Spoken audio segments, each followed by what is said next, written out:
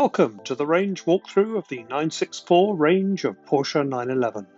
You may have seen my last 4 walkthroughs of the Porsche 993, 996, 997 and 991 ranges.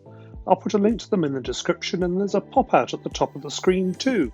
Like the last times, I've built a guide which shows you all the different models in the range, and I will guide you through both the mainstream and ultra-rare versions of what is one of the prettiest 911s ever built. The one-pager guide shows you how many of each model was made, its engine capacity, and how much horsepower each one had. So I hope that by the end of this, if you are looking for a 964, then you'll be better educated for your search and know which are the genuinely rare cars. The 964 range is notable for a number of important 911 milestones, not least of which was the addition of all-wheel drive and the automatic or Tiptronic gearboxes introduced. Just like the 993s that superseded this range, prices are currently high, and the days of the cheap 964 are way behind us. In fact, $40,000 seems to be the floor currently, with rarer models going for considerably more. They're both good-looking and well-regarded in terms of engineering and driving capabilities, and this is of course the perfect equation for holding value. There are no bad 911s, but this is certainly one of the better ones. So, beginning at the beginning, the Porsche 964 is the third generation of 911.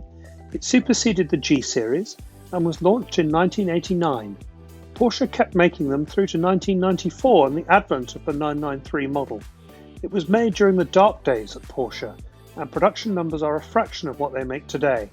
Remember too that there was no Cayenne, Macan or Boxster back then either. Porsche was struggling in the post-80s boom global recession, and the production numbers, just over 63,000, reflect this. It also had the 928 to compete with, which was in production during the entire run of the 964. It was, however, deemed to be more revolutionary a design in the 911 range compared to its predecessor, which had rather evolved since 1963 along pretty similar thinking from year to year. It had a new M64 engine, which, as I mentioned earlier, could now be coupled with a Carrera 4 all-wheel drive version for the first time, as well as a 4-speed Tiptronic automatic gearbox for customers that wanted a different experience from their 911 from the convention to date. The end result was a car that actually only shared just 15% of its parts with its predecessor, although some engines, notably the turbo, were carried over until new ones could be brought to market. Adding to the car's comfort credentials and modernising them too, Porsche also added power steering to the 911 for the first time with the 964. Imagine that, a 911 with power steering and an automatic gearbox. Porsche's engineers also took a good look at the car's handling by replacing torsion bars with springs and shock absorbers, and they even added ABS as standard for the first time. It was a much safer and more modern car for the 1990s. Otherwise, this is a fairly simple model range to understand compared with the current multiple models from one range strategy that Porsche currently employs. There are some special cars, but largely it is split between the Carrera, RS and Turbo models. The range began with the Carrera models with their naturally aspirated 3.6-litre flat-six engines, and the engines in the Carrera 2 and 4 models stayed the same throughout the run. They put out 247 bhp. The first to be launched was the new all-wheel drive Carrera 4 in 1989, followed quickly by the Carrera 2 in 1990.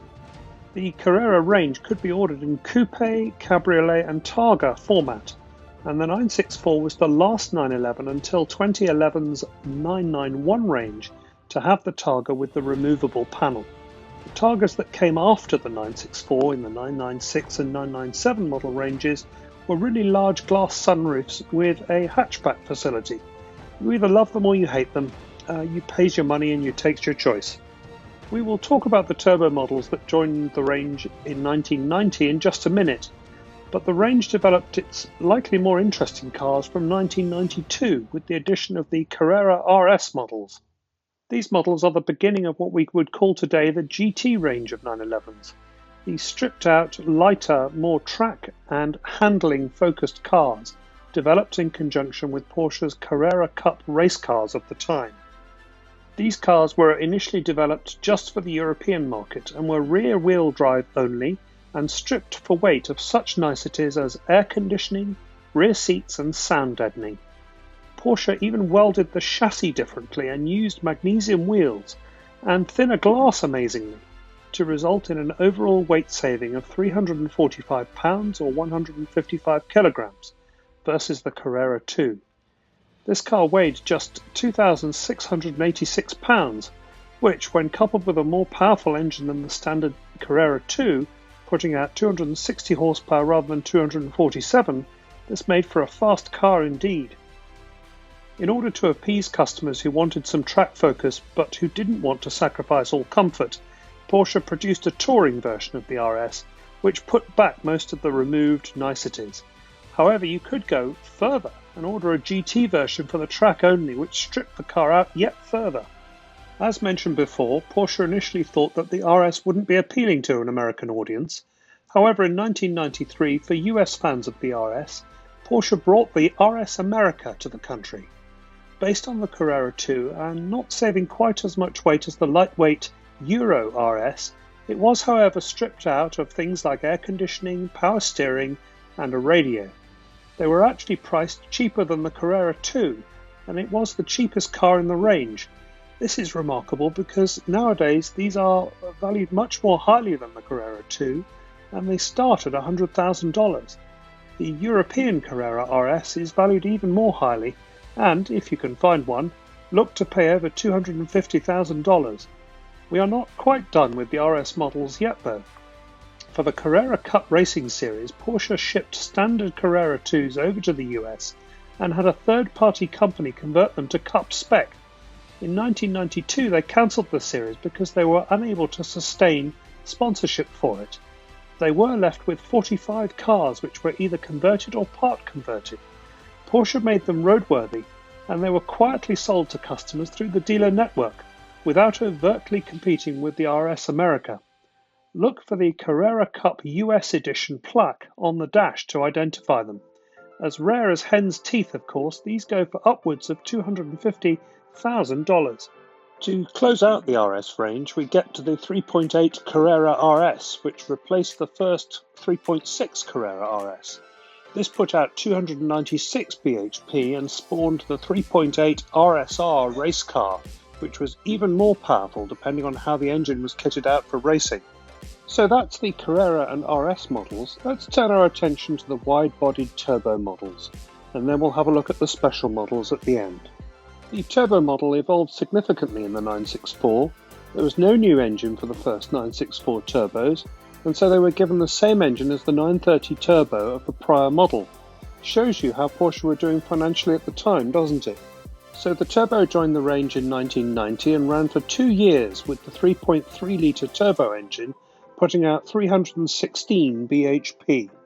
The remaining years of the 964 turbo, in 1992, 93 and 94, there was a different engine in the turbo model each model year.